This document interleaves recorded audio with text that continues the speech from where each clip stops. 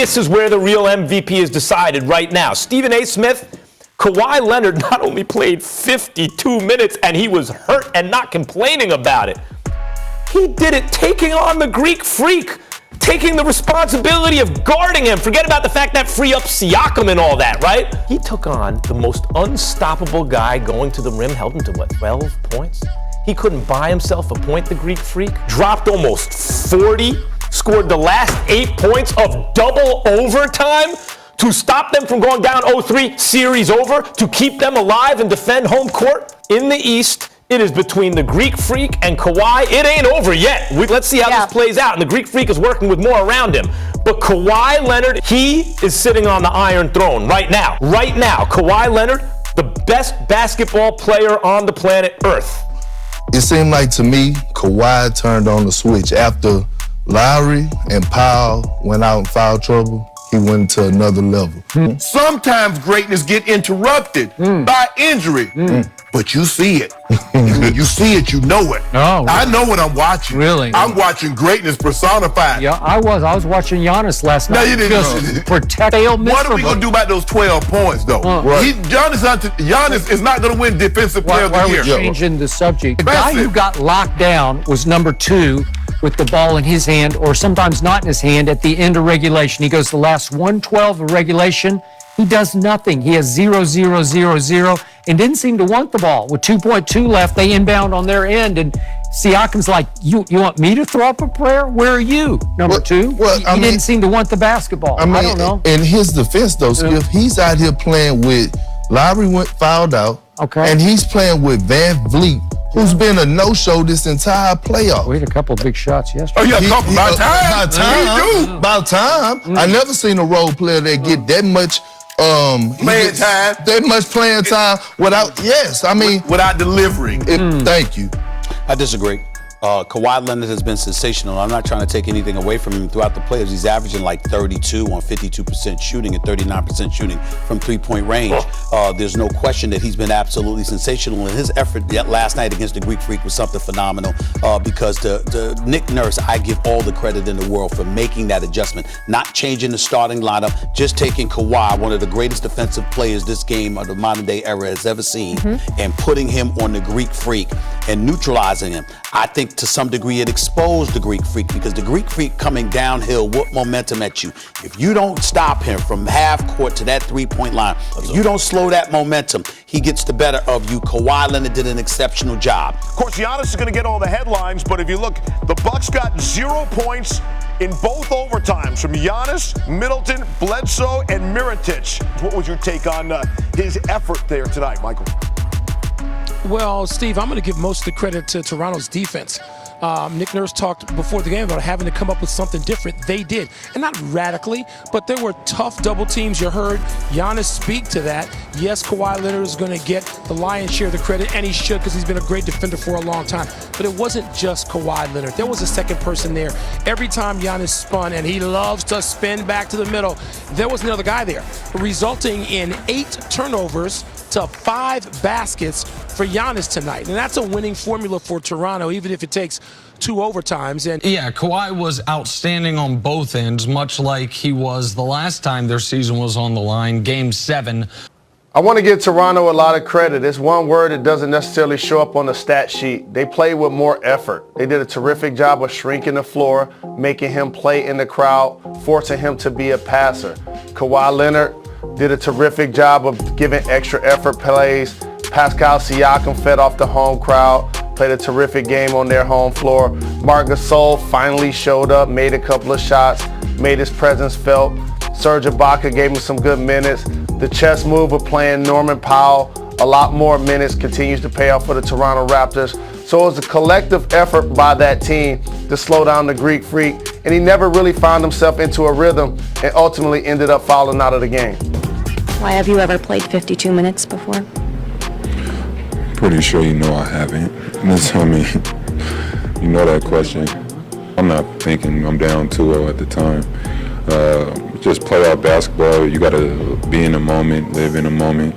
And, you know, We just all wanted to lay it out on the floor tonight. His defense was probably the biggest key of the game. Made some huge plays with some steals and ripaways and breakaways. Yeah, he was good. I think he's okay. It was a lot of minutes, but I think he's okay.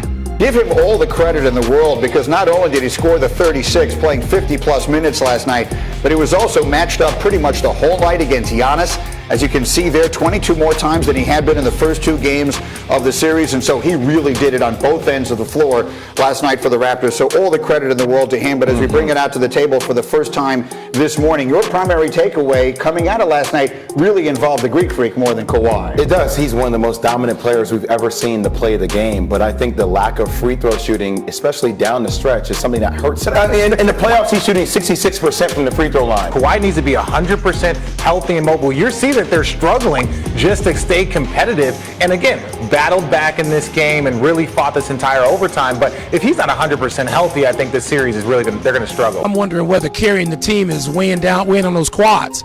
Remember, this is what changed the nature of the entire league, not just Kawhi Leonard's career. A year ago, the quad injury and missing most of a season. And he came down. I mentioned it now because he came down after a left-handed flush to really sort of put Toronto in control of this game late, and was holding that right quad.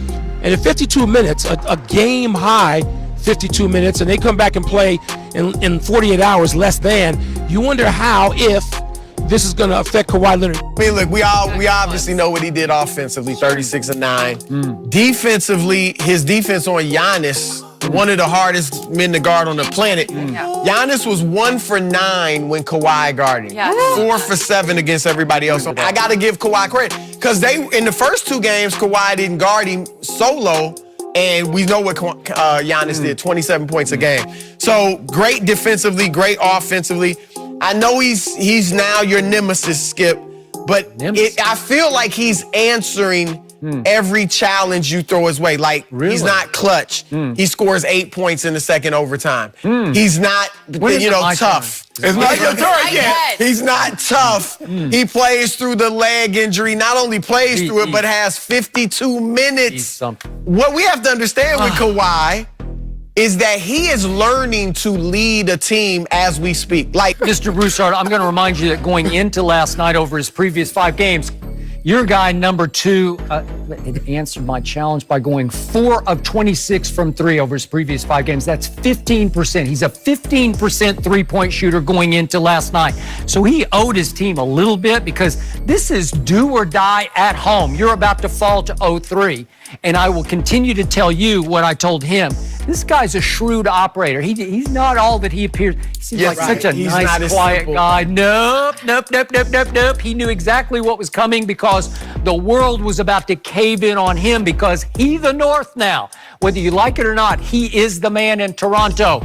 And he knew early in that game that, it's starting to slip away a little bit, so maybe I should come down a little awkwardly and, it's my left leg. It's my left leg. And it's another mysterious injury. And I read the litany to him when we opened the show. There were like 20 different weird injuries that he suffered while he was 6 years with the Spurs after his rookie year.